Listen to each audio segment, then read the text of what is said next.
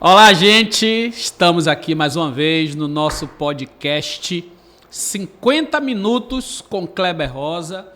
Hoje é o nosso quarto programa, quarto episódio.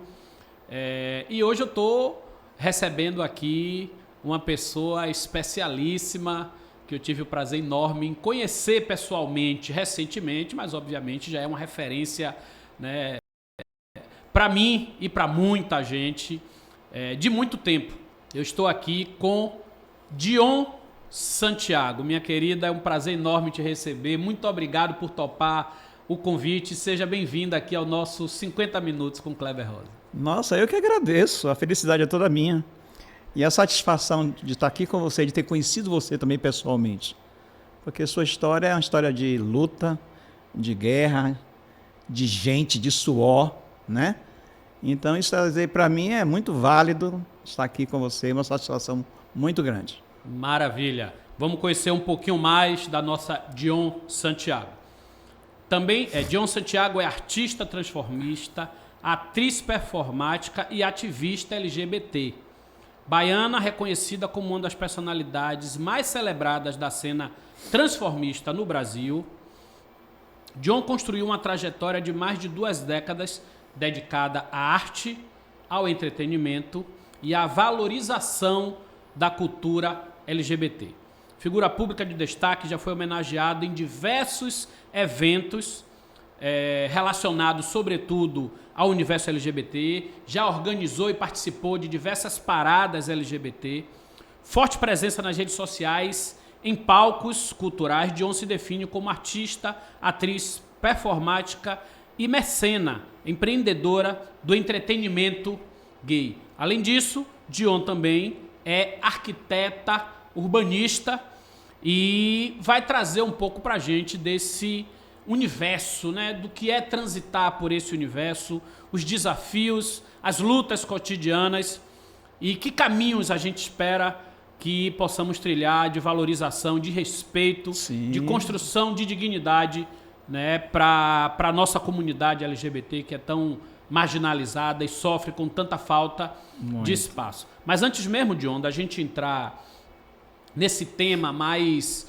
político do ponto de vista das demandas desse segmento, eu queria que você falasse um pouco quem é Dion, como surgiu o Dion, né? Quando você se tornou, se é que eu posso usar dessa forma, claro. Quando você se tornou Dion Santiago. Fale um pouco da sua experiência, da sua trajetória, do que te transformou nessa mulher que você é. Em primeiro lugar, quero te agradecer o carinho.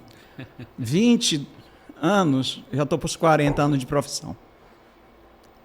Chegando lá para os seus 45 anos de dedicação a nossa comunidade, né? Então eu errei, né? Eu falei 20, 2 décadas é pouco. Você foi gentil. Tá vendo? Fazendo a correção necessária. 20 não, 40 anos. É uma vida inteira. Eu venho de uma época onde tudo era mais difícil, né? Eu venho de uma época onde as coisas se tornavam... Você sair de casa, você não tinha essa liberdade que eu estou tendo hoje. E todas nós, mulheres trans, né, tá tendo hoje essa liberdade. Se as coisas hoje estão difíceis, você imagine quando eu comecei em 78, né? Tudo era muito difícil.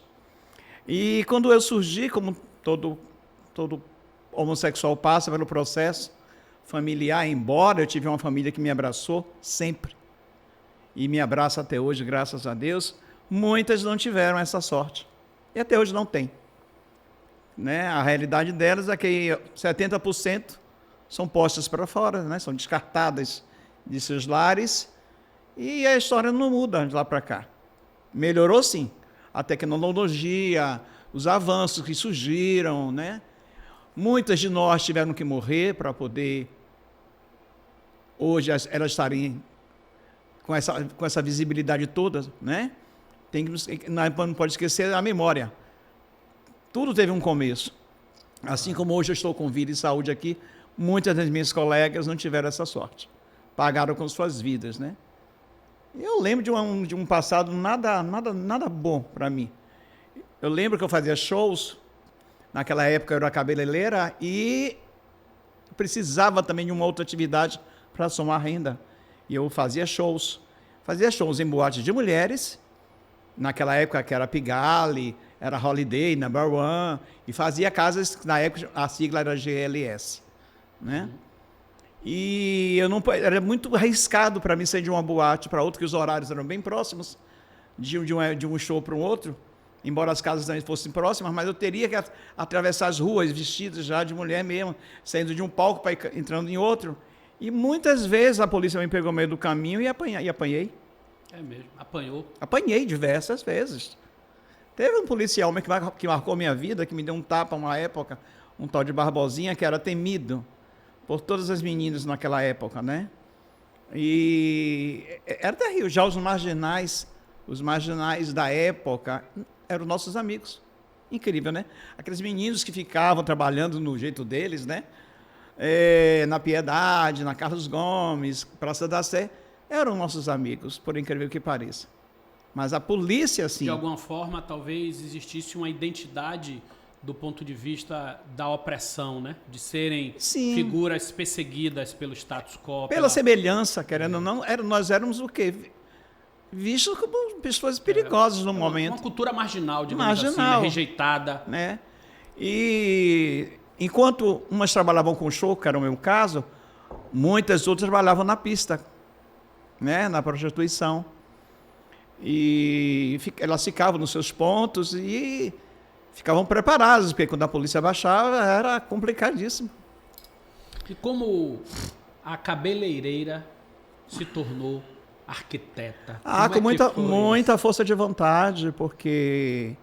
E num momento, não que hoje ainda não seja o momento em que as portas ainda continuam fechadas. Claro que hoje a gente tem Erika Hilton, por exemplo, né? Imaginar uma mulher trans chegar ao Congresso Nacional. De onde ela veio, também das ruas. Mas, obviamente, que o universo transformista, o universo LGBT, numa perspectiva da qual você expressa, era muito relegada justamente a esse universo mais marginalizado, né? Expulso da escola. Eu sou professor, eu sei como os garotos e garotas, quando se descobrem, ou a partir da sua identidade, quando começa a ficar algo latente, é marginalizado, é tratado com preconceito. A escola não sabe lidar muitas vezes com esse processo e termina... Primeira coisa é sair da escola, é deixar de estudar, é perder a oportunidade. Então, como no momento em que tudo isso aconteceu para você, como é se tornar uma arquiteta, urbanista? Eu acredito que tudo começa pela família. Porque a partir do momento que você expulsa, que você deleta do seio familiar um ser humano que já tem seus traumas, nós já trazemos conosco os preconceitos, porque ninguém escolhe. Isso é uma coisa que me entristece muito, é quando eu vejo, você escolheu isso, ninguém escolhe nada. Quem é que vai escolher uma vida exclusa? Quem é que vai escolher uma vida que você não pode andar na rua, que você é olhada o tempo todo, você é julgada o tempo todo? Eu não consigo visualizar, tiro pelos meus pais. Meu pai... Hoje eu não tenho mais meus pais, mas meu pai mesmo era muito rigoroso, né? É médico, mas meu pai era rigoroso, meu pai era super exigente. Eu não consigo imaginar nunca meu pai me ensinando a lidar com bonecas, a andar com jeitos femininos. Não existe isso. Pai nenhum educa seus filhos para isso. E eu nasci no interior, né? Sou uma mulher do interior, e numa cidade que até hoje não tem cinema, que é Ituberá, de tão pequena que não é? E eu lembro que na época não tinha outros colegas gays. Eu não sabia nem o que significava ser gay. Na verdade, eu não sabia nem o que é que eu tinha. Eu sabia que eu tinha algum problema na minha cabeça, alguma doença, porque eu não conseguia sentir atração por mulheres. Entende? Quando eu vim para Salvador... Que idade isso, mais ou menos? Eram meus 12 anos. Eu fiquei com trauma. Quando eu vim para Salvador, com meus 12 anos para casa de minha irmã, que eu comecei então a crescer, eu sei que não chegou nos meus 17 anos, meus 18 anos, eu fui morar em Nazaré e teve 2 rapazes amigos que eu fiz amizade no prédio. Eu falei assim, bora ali numa boate no popular que eles usam o nome, né? De gays. Bora caçar gays. Eu nem sabia o que significava isso. Mesmo assim eu fui. Quando eu cheguei, foi a Boate Holmes, que fica ali na Gamboa. Quando eu cheguei na Gamboa, ali, tinha um monte de gays na porta, tudo para mim muito novo. Quando eu entrei, acredite no que eu vou falar para vocês, quando eu entrei naquela boate, eles eram bofes, os 2 amigos meus, né? Eles iam com um propósito de caçar, como eles usam o termo, caçar gay, né? E em troca de dinheiro. E eu, na verdade, eu não sabia qual era a minha finalidade ali. Eu vim descobrir depois. Assim que eu entrei, porque eles já conheciam os donos da casa, que é o finado Bebeto, um grande amigo meu, que Deus o tenha também. Quando eu entrei pela primeira vez na Boate Holmes, que eu vi tanto gay junto, a minha reação, Kleber, acredite no Senhor Deus. Tem um pilar, que aquela boate mais tarde veio a ser minha. Tem um pilar ali, tinha um pilar naquela casa que eu demoli, tinha um pilar, que eu só fiz encostar no pilar, e eu ali comecei a chorar. Caramba. Eu não consegui me controlar minha emoção, porque eu vi que naquele barco eu não estava única, sozinha. Né? Que coisa tinha fantástica. Muitas pessoas iguais a mim. Ou seja, aquela velha historinha do patinho feio. Eu estava no lugar errado. E naquele momento eu encontrei a minha família.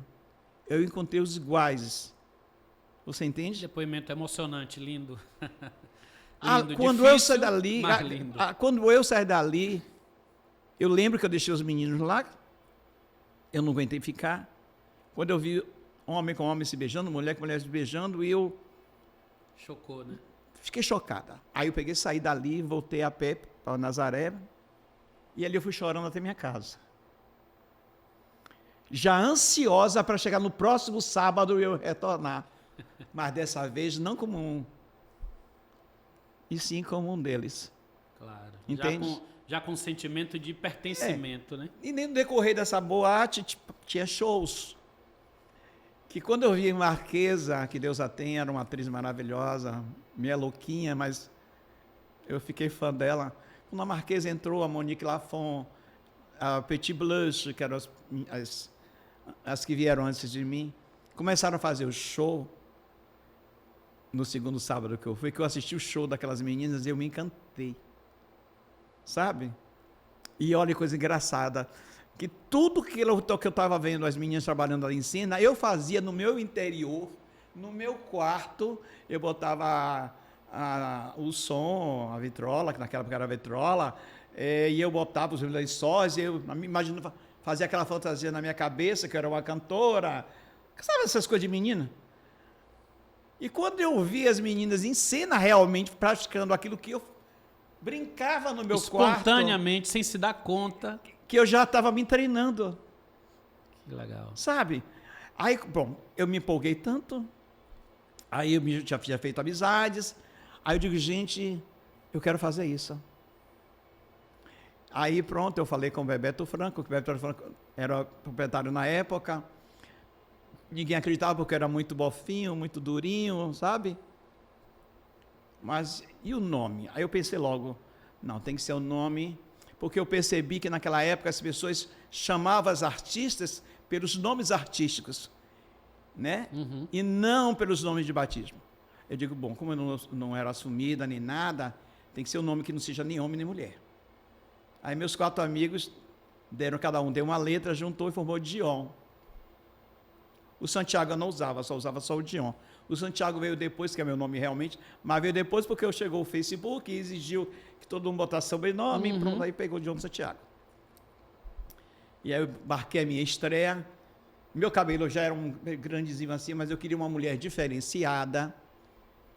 Eu sempre tive essa visão pro amanhã, sabe? Eu disse, não quero fazer uma coisa diferente que as meninas já fazem. Elas usam peruca. Aí um amigo meu, cabeleireiro muito bom, Zé Carlos, que Deus o tenha também, ele fez, vamos criar um visual novo para você. bora raspar a nuca de seu cabelo, deixar toda a altura que tá, e criou um visual de uma drag queen, que hoje em dia, nos 2025, é o que está em alta. Foi o que eu usei no meu primeiro show. Um visual de 2025 para 78, você imagina.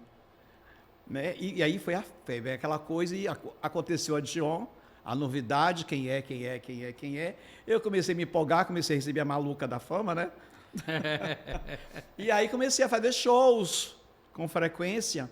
E tinha uma boate na época que era Tropical. A boate Holmes era das finas, das bibas, dos gays, os dos ousados aos ricos. E a Tropical, que ficava no Pau da Bandeira, na Praça da Sé, era das ousadas, mas da classe média baixa. Uhum. E eu frequentava muito só a Holmes. Depois eu quis me ousar, e digo, não, eu quero fazer show de lá também. Aí eu fui conhecer Marcos Mello, que ele já me procurou, que ele soube logo do trabalho na Holmes, e me contratou. E daí eu comecei a roubar a calma das meninas que já faziam show. Pelo meu visual, pelo guarda-roupa, pela minha proposta de shows. E eu comecei a me destacar de uma forma muito rápida. Porque naquela época, Kleber, existia uma coisa no meio que quem faz show, na Boate Holmes tinha um elenco fixo. E a Tropical tinha um elenco fixo. E não podia chegar ninguém de novo para fazer show. Uhum. Elas não deixavam. Como eu cheguei independente e cheguei com uma proposta que abalou, aí o Marcos Mello não quis me perder, nem o Bebeto Franco e o Zé Oliveira. Então eu entrei como uma estrela, digamos assim. Aí eu comecei a fazer os horários principais da casa, quem fechava os shows era eu. Né? E eu comecei a ganhar muitos fãs mesmo, de verdade. E daí começou a surgir vários títulos, ganhei todos os prêmios que um artista pode receber em Salvador. Eu tenho esse prazer, esse orgulho de dizer que eu levei todos, menos de Miss, que eu nunca fui Miss, concurso de beleza, essas coisas, eu nunca fui, porque não me permitiam. De Paula mesmo, que Deus o tenha, nunca. Não, você nasceu para ser estrela, você não nasceu para ser Miss. E não deixava eu participar dos concursos. Eu só entrava para fechar os espetáculos. Entende? E daí começou a minha trajetória. E eu resolvi, então, romper com aquela besteira de dizer que não pode fazer show. Aí eu fui para São Paulo uma época, quando eu retorno, estava tendo um show na Boate Tropical. E no horário das 5 horas da tarde, um matinê, uma coisa assim, entrou uma biba linda que eu me apaixonei. Marina. Linda. Descalça, com vestido de branco, de noiva, meio malucada. Mas rosto lindo e um trabalho perfeito. Eu me apaixonei quando foi lá Marina, artisticamente falando. Aí eu fui até o camarim, eu disse, você é muito bonita, por que você está descalça? Porque eu não tenho sapato. Eu disse, esse vestido não é meu, né? Me emprestaram. Eu digo, olha, a partir do próximo sábado você vai fazer show comigo aqui no horário da meia-noite, que era o horário das estrelas, das divas da casa. Eu vou ser sua madrinha. Pronto. Não precisa dizer nada, eu só vinha fazer feedback só música. Foi a primeira guerra que eu tive no camarim com as meninas. E naquela época, a nossa guerra não era guerra verbal, tá? Era atraque mesmo. Uhum. Naquela época não tinha essa coisa de discussão, de bater palminha, não. Lá naquela época era... É até feio dos dias de hoje dizer isso, mas é necessário. Mão, né? Na mão, que era Gillette. É mesmo. Era muito comum as travestis naqueles anos usarem Gillette. Tem essa fama. Eu achava que era mito. Não era mito. Que, inclusive, eu tive até que aprender a usar. Eu estou aqui com você hoje. Porque a coisa sobreviver, era muito... né? A sobrevivência.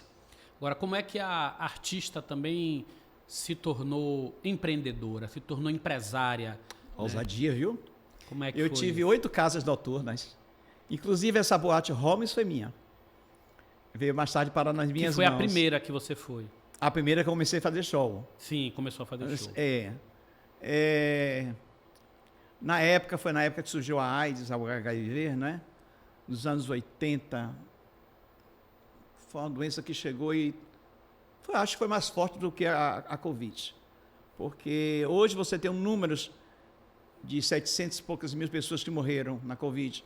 Naquela época, nós não tínhamos essa tecnologia para prever o número de pessoas que se foram, mas eu acredito que tenha sido muito mais de 700 mil pessoas que esse vírus levou, né? Então, foi uma época muito pesada. Toda semana morria gente, toda semana morria. Era triste demais, assustador, né? E quando eu comecei a ficar com muita fama, meu nome começou a ficar muito forte na comunidade. As pessoas iam para assistir meu show. Era incrível, mas iam para assistir meu show, sabe? E eu sempre tive essa visão de, né, vou ter uma casa minha.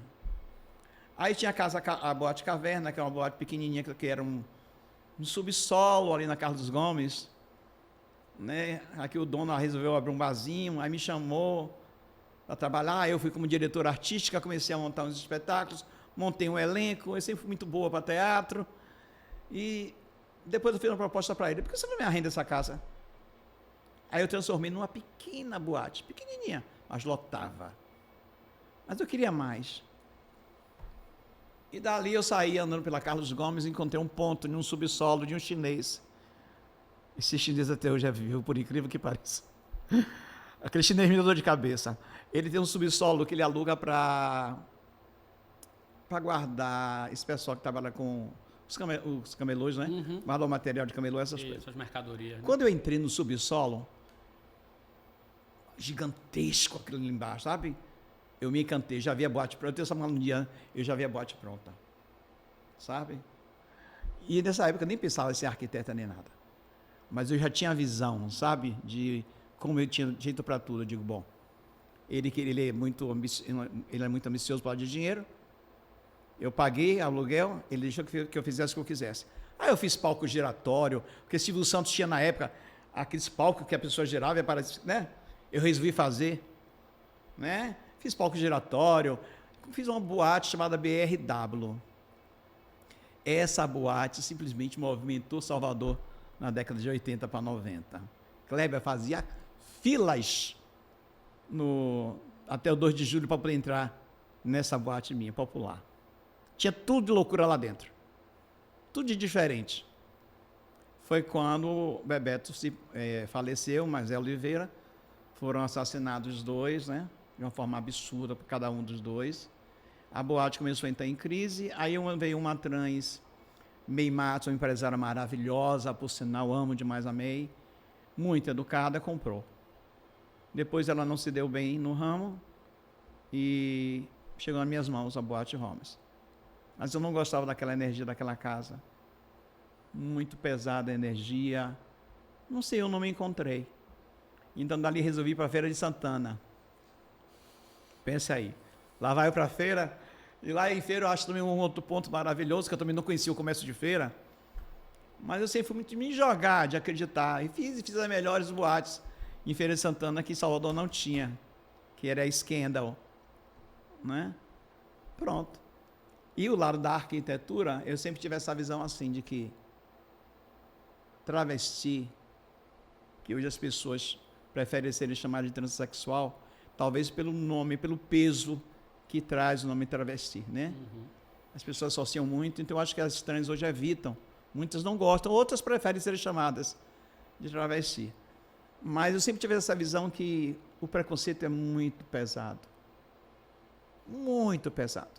Ao ponto de matar, né? Pois é. E aí eu queria... E hoje, até hoje, continua o Brasil, é o campeão. Pois é. É campeão em mortes a travestis transexuais. A Bahia, né? A Bahia. E o Brasil em si mesmo. No ranking de lá fora é o que mais mata. E eu pensei, eu preciso dessa visão, bom. Eu não nasci para prostituição. Eu morei na Espanha 8 anos. Né? Fui para a Espanha 8 anos, porque eu era do axé. E fui para a Espanha, e lá eu comecei a ganhar também dinheiro com o axé, trabalhando no axé. E nisso comecei a estudar. Eu sabia que eu tinha que ter alguma coisa, e eu sempre me identifiquei com a arquitetura. Eu sempre gostei de derrubar a parede. As casas nunca caíram, mas eu sempre fui muito ousada, né? E, meu irmão, é isso que eu amo, é isso que eu sei fazer. Eu adoro pegar uma coisa assim, um papel do nada, e eu criar uma casa e ver ela crescendo, saber que ela saiu da minha cabeça, da minha mente, e depois eu venho vestindo ela toda por completa, sabe? Cores, sofás, cortinas, tudo de acordo com o feeling do cliente, claro. Eu não faço projeto para mim, eu faço projeto para os clientes. Então, é uma coisa que eu faço de paixão. É o meu amor da minha vida, é a arquitetura e o teatro ao mesmo tempo, os shows. Me diga uma coisa, você falou muito em família. E obviamente que para gente que tem minimamente a observação sobre esse universo, ainda que não tenha relação de pertença, como é o meu caso, a gente sabe a importância da família, do acolhimento, e sabe os danos que a família causa quando, né, não aceita, quando expulsa, quando tem aquela rigidez. Inclusive, tem um filme de Ney Matogrosso, né, que narra Sim. muito a relação dele com o pai. Isso é muito comum, a gente conhece as histórias, é muito comum.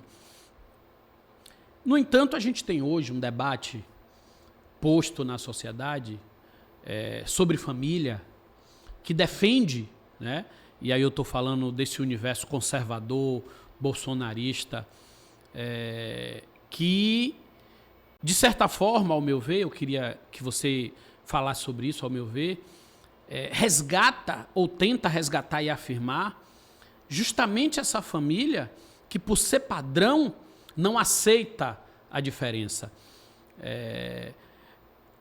Então, como é para você perceber o crescimento desse universo conservador nessa construção de uma família onde só cabe o homem e a mulher cis, né, com sua família padrão, como o pessoal gosta de dizer no popular, família margarina, né? Qual é a sua opinião sobre isso? Como é que você vê esse discurso que ganha muito espaço hoje, que inclusive é discurso de ódio, que termina fomentando a violência contra grupos LGBTs? Como é que você vê esse universo da política hoje, desse crescimento do conservadorismo, né? Essa pergunta sua é maravilhosa, porque me transportou. Nos anos 80, eu participei de uma mesa redonda, eu e mais duas amigas minhas, e no debate tinha um médico, tinha um psicólogo, um psiquiatra, professor, e tínhamos nós três. E começaram a falar, mas naquela época falavam sobre doença, né? E eu calado o tempo todo. Aí quando um médico falou abordou o assunto doença, eu pedi licença à fala pela primeira vez naquele momento ali, e perguntei, eu queria fazer uma pergunta para o senhor. Ele fez assim, pois não. Eu digo, o senhor é gay? Ele, claro que não. Eu digo, o senhor nunca se envolveu com menino nenhum na sua infância? Primo, tio, nada? Ele, não, lógico que não. Eu digo, então o senhor não pode afirmar se é doença ou não. Porque só quem passa, só quem sabe que não é uma escolha. E não é doença. Se eu fosse uma pessoa doente, eu não seria um arquiteto. Certo? Aí você pergunta, por que tem tantos que não são?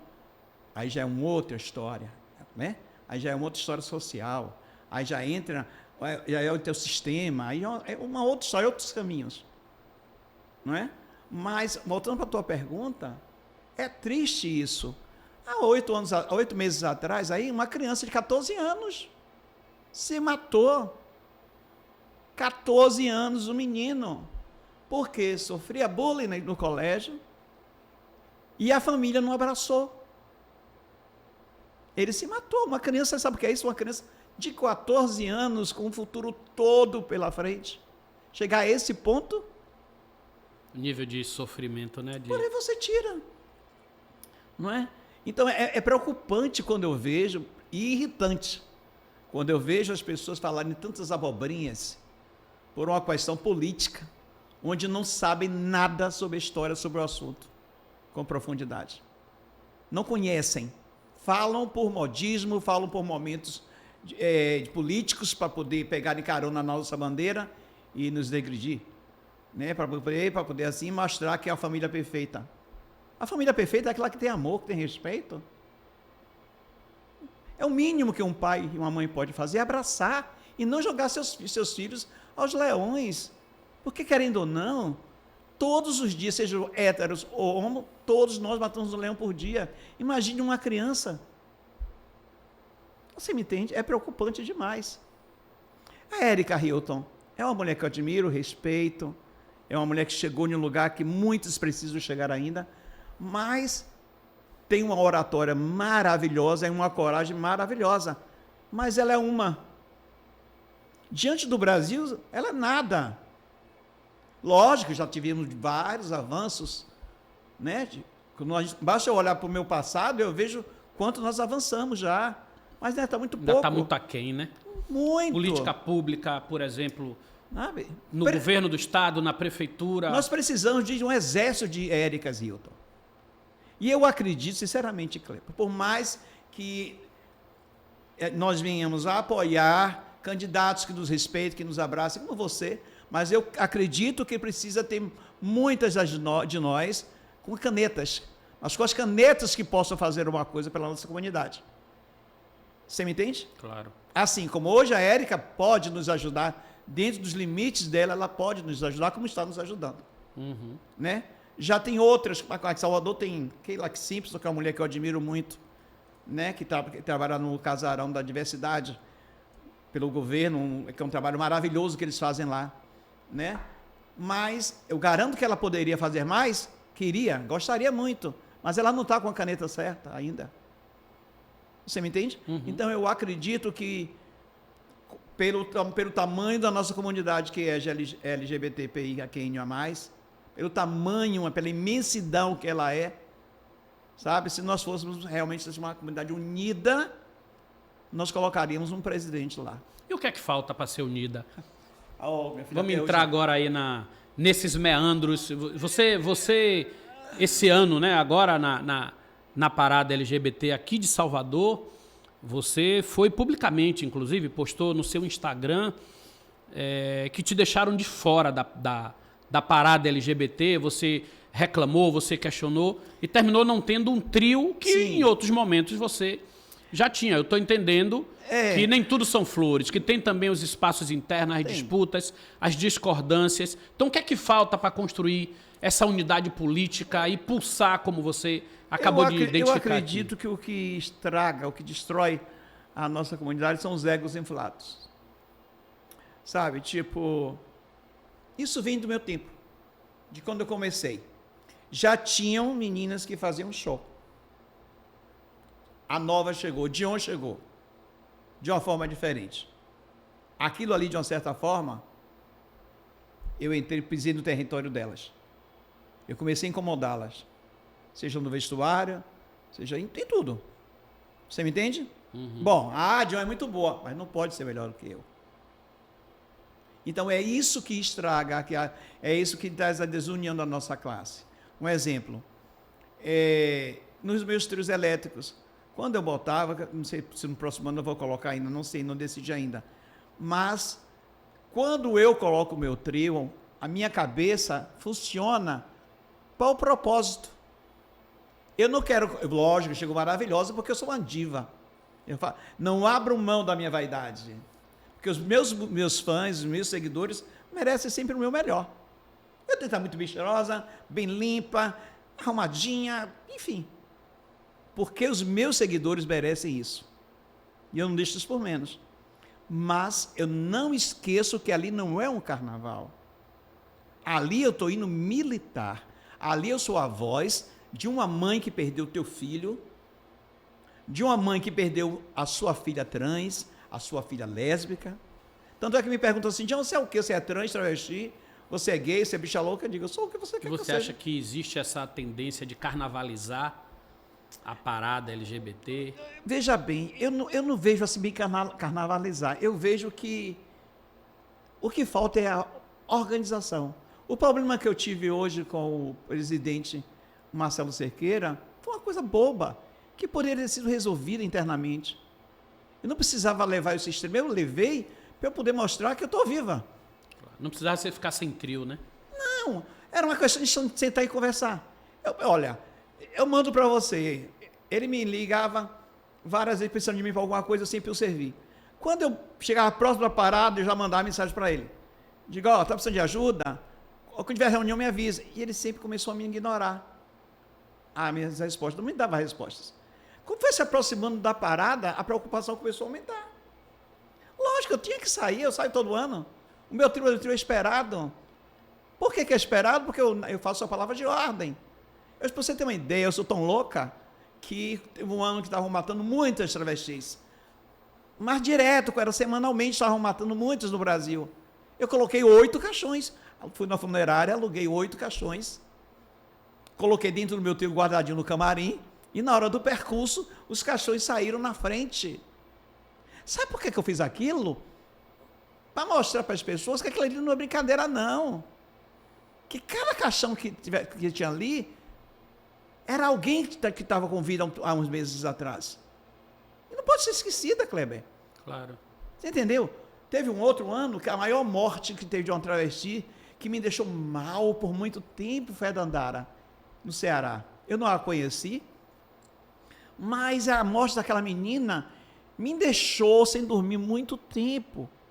8 meninos, entre menores e alguns de 18, mataram a Dandara, sabe como? Com tábua, com paulada. E o pessoal filmando da rua. Era cada paulada, cada tábua que dava nela. Ela estava fraca, ela só chamava mãe.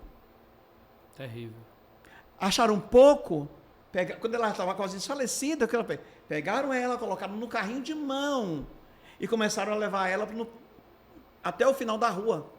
Quando ela chegou lá no final, na vala, jogaram ela numa vala e deram um tiro na cabeça. Por aí você vê a maldade do ser humano, e aquilo roubou meu sono, roubou a minha calma por muito tempo. Foi se aproximando da parada aqui. E o ódio, né? Como é que é construído esse ódio a uma expressão, né? A uma existência? Porque é o ódio àquela existência, àquele corpo, aquela forma de expressar a sua sexualidade, o seu estar no mundo. Foram incapazes de chamar a mãe dela do outro lado da rua. Quer dizer, aí eu pergunto, eu como militante, eu como ativista, eu não posso trazê-la de volta, mas também não posso deixar passar em branco. Não foi o aniversário dela. Foi uma partida cruel. Aí foi o que eu fiz. Eu peguei um ator transformista, maquiei como fosse a Dandara, vesti, maquiei, sanguentei, contratei um rapaz, botei o carrinho de mão, retratei a morte dela na frente do meu trio. E eu fui embaixo, eu desci do meu trio, fui embaixo com o microfone, para falar para as pessoas o que tinha ocorrido e o que pode ocorrer a qualquer momento. Você me entende? Então, quando você não tem um trio, perdemos todos, né? Todos nós perdemos. Eu não estou aqui como Marte, não. Eu estou dizendo que eu faço o meu papel. Claro. Que é o papel que todo mundo deve fazer. Pra você ter uma ideia. O gay é só desgraça? Não, a LGBT não é só desgraça. Nós somos alegrias, nós somos brincadeiras, somos fechações, somos purpurinas. Mas tem um lado feio da história, que é o pior. Sabe? Esse respeito velado, sabe? Essa coisa assim obscura, que as pessoas não tocam. Pra você ter uma ideia, a imprensa, quando chega a cobrir algum evento LGBT, Kleber, ele mostra as gays mais alegres, vamos dizer assim. Mais pomposas, né? Não é? Mas não mostra o lado sério da coisa. Por que, Kleber? Pra você ter uma ideia, eu concorro no meu trio, por exemplo, vai trios com bandas de pagode, vai trios com banda de pagode atrás, e eu no meio com meu músico com a danceteria. Porque eu acho que esse abraça mais o público LGBT. O pagode você atrai pessoas que não fazem parte da nossa comunidade, e aí daí gera...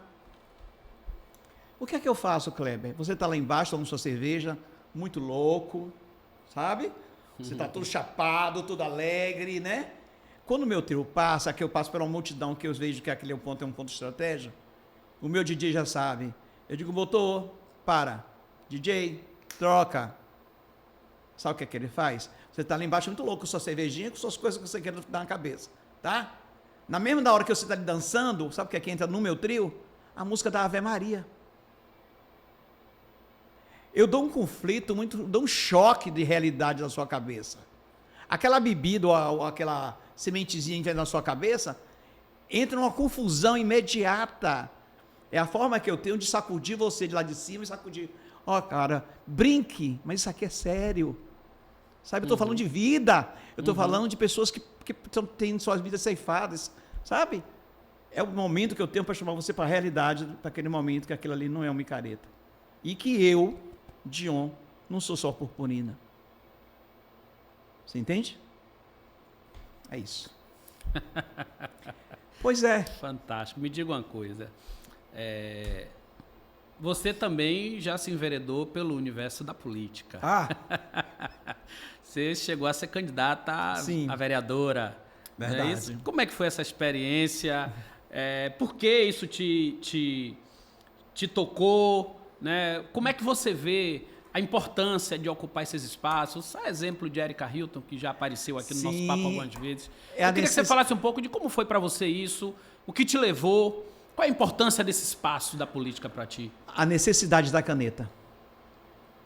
Eu acredito que assim como eu, são muitas outras, que nós somos muito mais do que uma voz de um trio.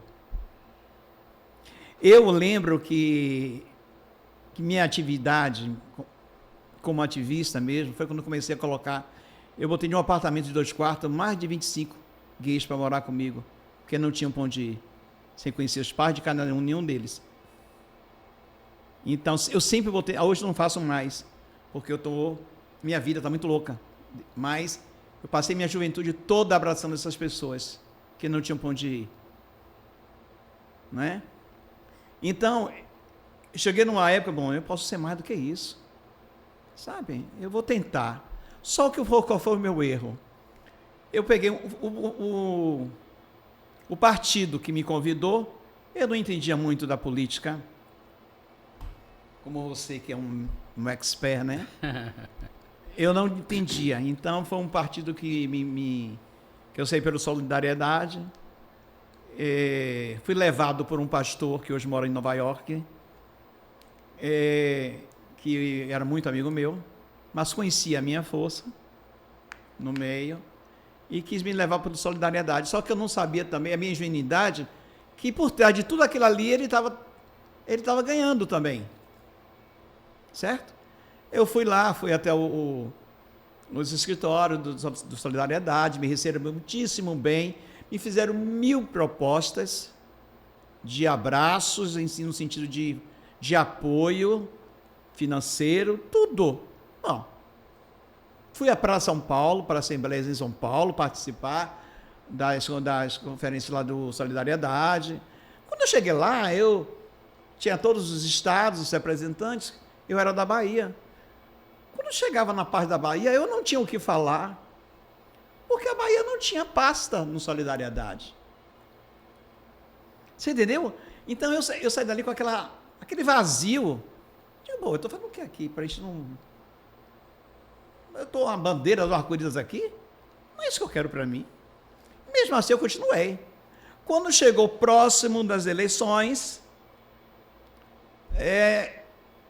o presidente, na época do Salvador, do Solidariedade, eu sei que o Solidariedade resolveu rachar com o Partido Verde, ou seja, as chances que eu tinha de ser eleito, os votos passariam para outros, entrou o tal do Geraldo Júnior, enfim.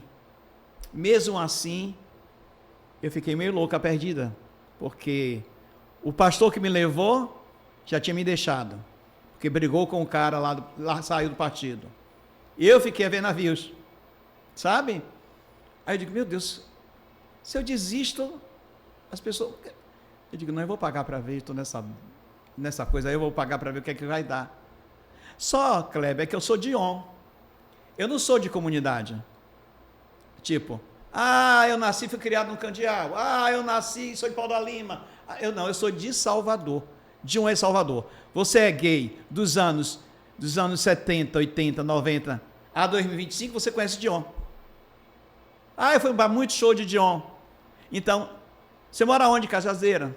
Você mora onde, pá? Então, eu precisava de uma assessoria, de um apoio que me levasse para Salvador. Fizesse você chegar em todos esses lugares. Nesses lugares. E todas essas pessoas. Essas pessoas. Me deixaram solta. Faltando 3 dias para as eleições, eu não tinha recebido os santinhos ainda. Agora me diga, então, me parece que não foi uma boa experiência. Péssima. Mas como é que você vê hoje?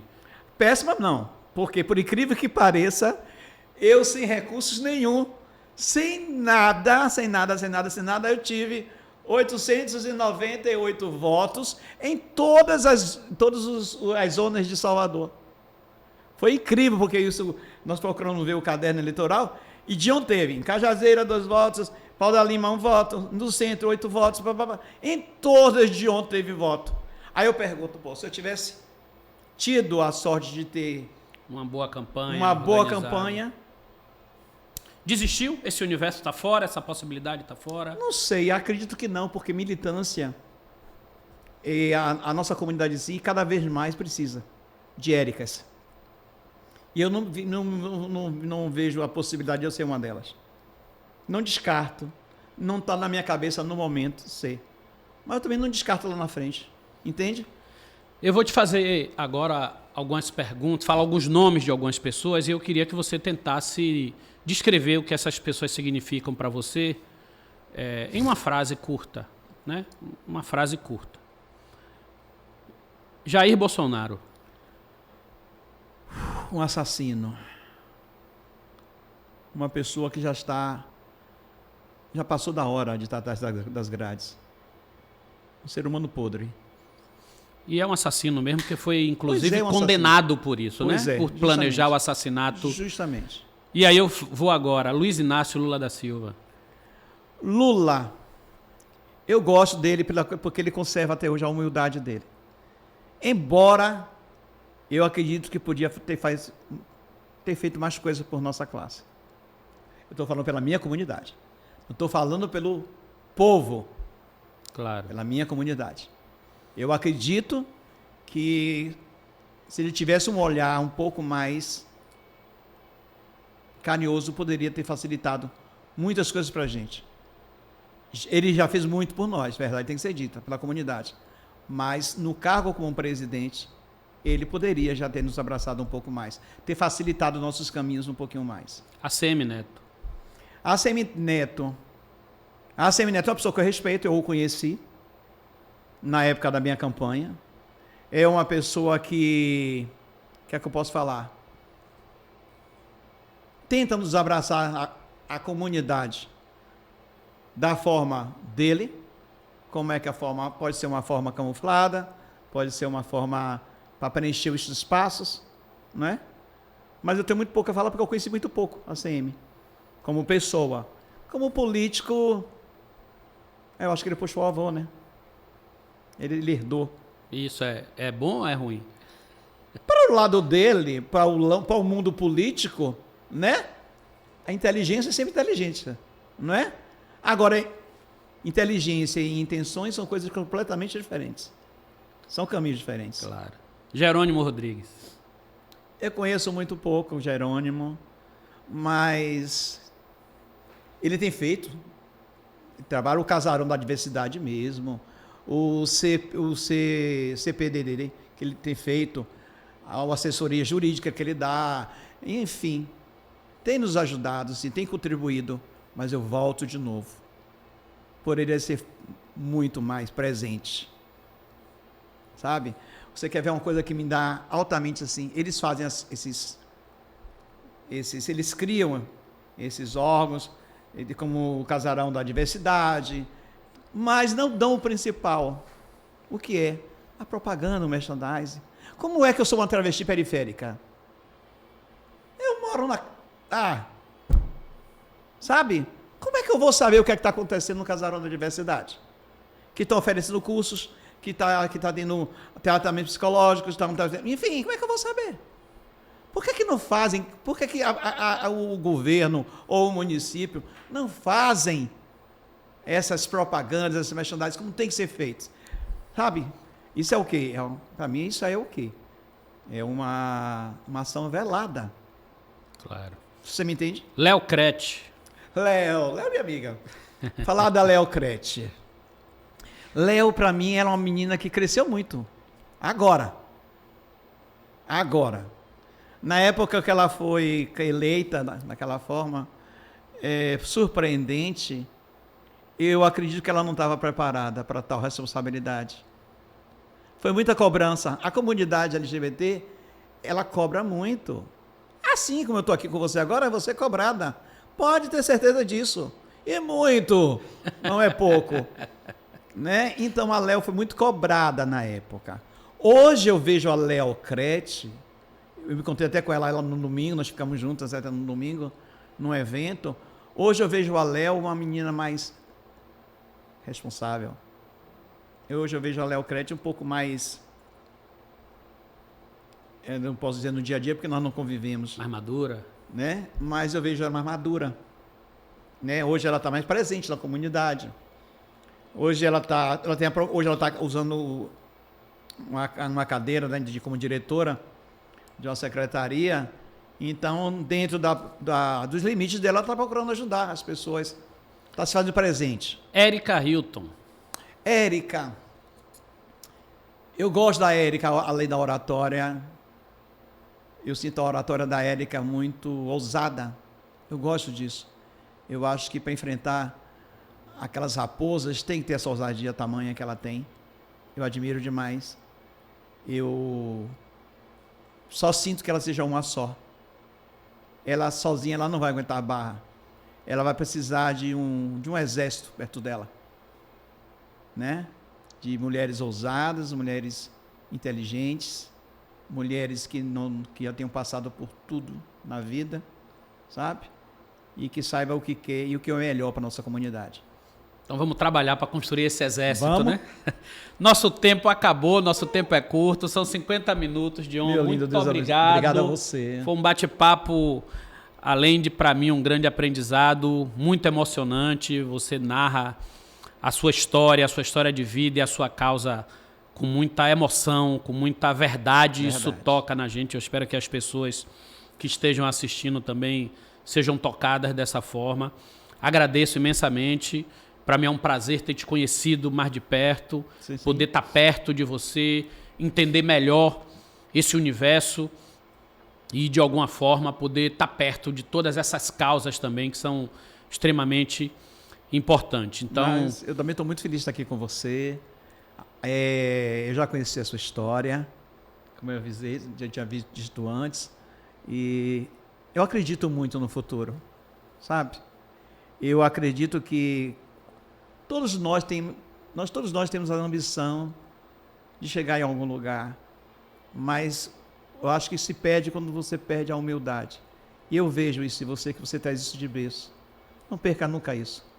Eu consigo te ver, né? Nos 50. Eu te consigo, eu torço por você de verdade, pela tua humildade, pela tua história, pela tua perseverança, pela tua ousadia, sabe? Que é isso que você tem em comum com a Érica também, né? Digamos assim. A ousadia. Sabe? O cobrar se faz necessário, porque querendo ou não, o microfone é uma arma. Sem dúvida. É uma arma, e essa arma que você usa muito bem para chegar até as pessoas que necessitam e têm esperança de dias melhores. Pois é, gente. Terminamos. Curta, compartilhe, ajude a gente a crescer aqui o nosso canal, ajude a gente a ganhar seguidores, deixe o seu likezinho, né, e aproveite aqui esse espaço, que é um espaço de formação, de aprendizado, de observação da vida real, da vida concreta. Um abraço e até a próxima semana.